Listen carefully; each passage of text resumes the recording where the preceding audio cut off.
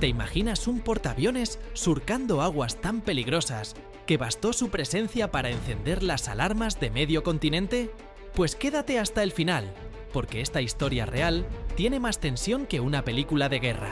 Y antes de zarpar, no olvides darle like, suscribirte y compartir este video, que lo que viene te va a dejar con la boca abierta.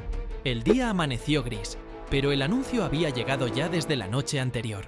Un gigantesco grupo de combate naval, encabezado por un portaaviones, se disponía a cruzar una de las zonas más tensas y vigiladas del mundo marítimo. No era una maniobra rutinaria de entrenamiento. Era una declaración de presencia, un mensaje diplomático disfrazado de popa y de hélices. El portaaviones, imponente y majestuoso, surcó esas aguas disputadas donde los ríos de la historia, el derecho internacional y el poder se entrecruzan con violencia silenciosa. El nombre concreto y la identidad exacta del portaaviones podían variar según la fuente. En algunos casos se hablaba del USS Nimitz desplegado en el Pacífico Occidental, en otros de un buque equivalente cruzando hacia el Caribe. Pero lo esencial no era tanto el barco en sí como el efecto que provocó su paso. Por ejemplo, una imagen satelital reciente captó al Nimitz operando en el mar de la China Meridional, donde las reclamaciones marítimas de varios países se entrelazan con las de otras potencias. El agua se ondulaba bajo la proa metálica. Las olas abrazaban el casco como testigos mudos de un acto cargado de significado. En cubierta, aviones de combate esperaban listos, radares giraban incansables, y el humo azul-gris de los reactores cortaba la calma marina. Cada tamborazo del motor nuclear anunciaba que ese gigante flotante no era un invitado inocuo, sino un actor decidido. ¿Por qué precisamente allí, en esas aguas tan disputadas? Porque el mar no es solo una vía para los barcos, es territorio, es economía, es simbología, es poder. En la zona conocida como Mar de la China Meridional, la cual abarca islas, arrecifes y extensas zonas de mar abiertas al tránsito comercial, se cruzan reclamaciones de la isla Senkaku, las islas Spratly, el derecho histórico de soberanía de China, incluida la famosa línea de 9 guiones, y los intereses de naciones como Filipinas, Vietnam, Malasia, Taiwán, entre otras. En esa madrugada donde se avecinaba el cruce, se respiraba tensión. Las autoridades navales del país reclamante alzaron el teléfono al embajador a medianoche. Los radares costeros miraban al horizonte con curiosidad cargada, y las redes sociales públicas ya empezaban a lanzar mensajes alarmantes. Presencia provocativa, desestabilizador, acoso en nuestras aguas. Cuando el portaaviones se acercó, la respuesta fue casi automática. Patrulleras se movilizaron, aviones de vigilancia despegaron, estaciones de radar encendieron focos de alerta. El tránsito del portaaviones pretendía, por un lado, ejercer lo que se conoce como libertad de navegación, Freedom of Navigation, un principio según el cual las grandes potencias pueden cruzar aguas internacionales y rutas marítimas sin pedir permiso, siempre que respeten el derecho internacional. Pero por otro lado, ese mismo acto puede interpretarse como un desafío directo a quienes reclaman soberanía sobre esas aguas o islas. En este caso, la potencia que enviaba el portaaviones quería mandar un mensaje. Estamos aquí, estamos observando y mantendremos el acceso. Los reclamantes veían ese gesto como un empujón diplomático revestido de acero. El barco cruzó, silencioso. No hubo disparos, no hubo colisión naval cinematográfica, pero el pulso se aceleró. Los operadores de satélites civiles e independientes detectaron el grupo de combate a decenas de millas de una isla reclamado por uno de los países de la región. Las patrulleras nacionales cercanas se mantuvieron a cierta distancia, siguiendo el movimiento en paralelo, sin interceptar, pero dejando claro que no parpadearían. A los ojos de los reclamantes, era una señal. Estuvimos cerca, vimos, registramos. La región reaccionó. Prensa, emisoras de radio, editoriales políticas.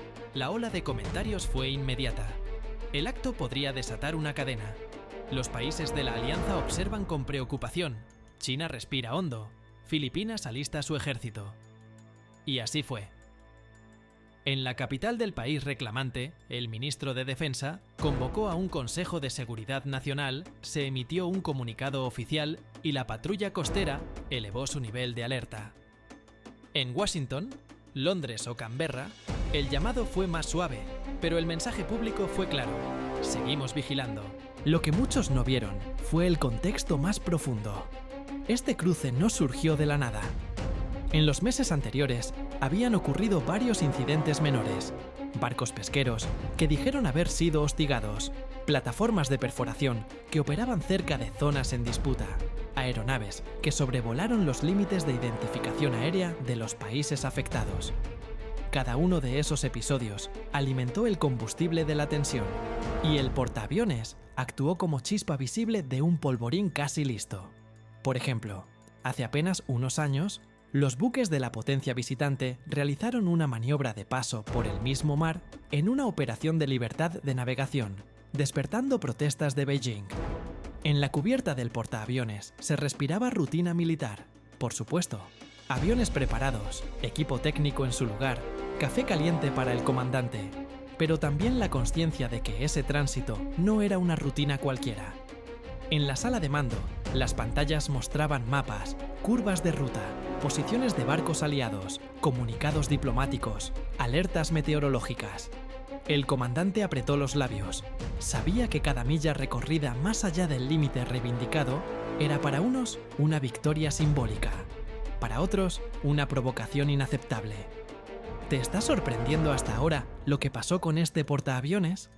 Pues espera, porque lo más impactante todavía está por venir.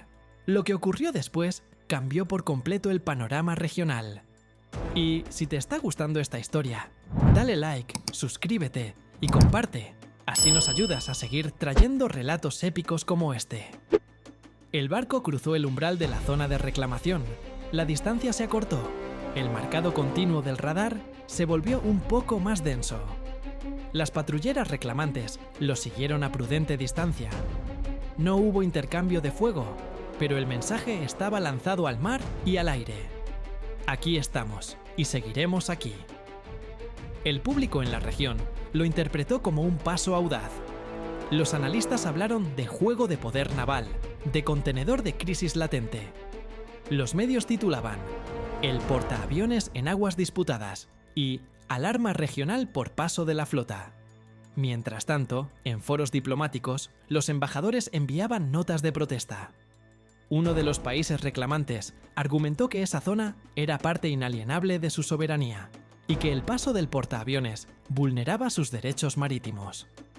El país que operaba el portaaviones respondió que había actuado dentro del marco internacional, que la ruta era legítima, que ningún país tiene derecho a cerrar las aguas internacionales. Se produjo un choque diplomático de muy baja intensidad, pero con alto voltaje. Lo que hace extraordinaria esta historia no es solo el hecho de que un portaaviones atravesara aguas disputadas, sino que lo hiciera en un momento de máxima sensibilidad, justo cuando la potencia reclamante había movilizado tropas en islas cercanas, cuando los aliados regionales estaban renovando acuerdos militares, cuando la atención estratégica del Pacífico Occidental adquirió una nueva dimensión. Y en ese escenario, el portaaviones fue a la vez mensajero, advertencia y potencia de disuasión. Al cruzar esas aguas, el portaaviones encendió múltiples alarmas, entre los países reclamantes que se sintieron desafiados, entre los aliados extranjeros que veían un riesgo de escalada, entre los medios que destacaron el simbolismo del gesto y entre los expertos que advirtieron que este tipo de maniobras pueden terminar desencadenando una reacción no deseada. Y por eso, aunque no hubo fuego ni explosiones, la tensión quedó latente, como un arma cargada que se mantiene apuntando hacia un tablero de ajedrez geopolítico. Pero no todo fue tensión pura. El paso también tuvo seguidores en otros países de la región que vieron en él una reafirmación de que las grandes potencias no dejarán al borde a los países pequeños, una garantía de que las rutas marítimas seguirán siendo abiertas, una señal de que el derecho marítimo, al menos en teoría, sigue vigente. Para algunos gobiernos de la zona, el portaaviones representó también la promesa de respaldo externo ante reclamos más agresivos de potencias regionales. De modo paradójico, ese monolito flotante, simbólico, generó tanto miedo como esperanza. La historia, sin embargo, no se detiene en ese paso, porque el paso del portaaviones marcó el inicio de una fase nueva. Los países reclamantes comenzaron a reforzar su vigilancia costera, a enviar buques de patrulla más rápidos, a instalar nuevos sensores submarinos, a ampliar acuerdos de defensa con otras naciones. Del otro lado, la potencia operadora revisó sus rutas, comunicó internamente que seguía atentamente la situación y mantuvo el guiño tácito de que estaba dispuesta a repetir la maniobra si fuera necesario. El portaaviones salió del área, pero su sombra quedó flotando en esa parte del océano. En los días posteriores, se llevaron a cabo varios ejercicios navales menores en la región. Aviones de patrulla marítima sobrevolaron los cielos. Destructores hicieron simulacros de defensa antiaérea. Embarcaciones de apoyo realizaron reabastecimiento en alta mar. Nada tan grande como el paso del portaaviones, pero suficientes para recordar que la situación no había vuelto al estado de calma anterior. Observadores militares publicaron informes anticipando que el incidente podría desencadenar una espiral de presencia naval, lo que significa más barcos, más vuelos, más sensores, más tensión. Se dice que el mar no perdona el silencio. Cuando un gran buque entra y se retira sin ser detenido, deja un viento de preguntas. ¿Qué va a pasar si el siguiente no se va tan rápido? ¿Qué hará el país reclamante si decide interceptar? ¿Qué respuesta tendrán los aliados? ¿Tendrá esto un impacto económico, comercial, político? Las respuestas no son inmediatas, y ese tal vez sea el mayor peligro. Lo que queda latente tiene más poder que lo que se ve. El paso también puso en evidencia la fragilidad del orden marítimo. Cuando un solo buque, aunque enorme y poderoso, decide transitar por una zona disputada, se convierte en símbolo de que las reglas pueden ponerse a prueba. Si un portaaviones puede hacerlo, ¿qué impide que otro actor lo intente con menos respeto por el derecho internacional? La incertidumbre en el mar crece, y con ella la necesidad de que los estados refuercen sus alianzas, modernicen sus flotas, negocien soluciones pacíficas. Y aunque hay quienes dicen que nada se rompió, que todo siguió normal, el transporte comercial continuó, los barcos civiles cruzaron sin interferencia directa. La realidad es que algo sí cambió: el umbral mental del riesgo. Lo que antes parecía lejano, un hipotético enfrentamiento naval, ahora se siente más cercano. La maniobra del portaaviones hizo que los responsables de defensa en varios países despertaran con una alarma real. Ya no se trata solo de ejercicios o patrullas, sino de la posibilidad de que un paso estratégico se convierta en un incidente mayor. En el epílogo de esta historia, el portaaviones se alejó hacia mares más tranquilos. Los helicópteros que cubrían su tránsito regresaron a sus bases. La prensa internacional cambió de tema. Pero en los mapas oficiales de más de un país asiático, se marcó en rojo el camino que el buque recorrió. En los cuarteles navales se revisaron protocolos. En los despachos diplomáticos se estudiaron respuestas. A veces, una sola acción atómica de significado bastó para cambiar percepciones, recalibrar políticas, generar alianzas nuevas. Y así, en la inmensidad del océano, un portaaviones navegó en aguas disputadas y encendió alarmas regionales que aún siguen parpadeando. El mar, como testigo silencioso, conserva las huellas de las hélices y de la diplomacia que allí se cruzó. Ahora, los protagonistas de aquella zona saben que ese paso fue el aviso. No será el único, ni será el menor. Y que el equilibrio, delicado, puede romperse por la proa de un buque o por la cresta de una ola. Y ahora cuéntame tú, ¿crees que este portaaviones cruzó la línea o solo defendía su derecho a navegar libremente? Déjame tu opinión en los comentarios, quiero leerte.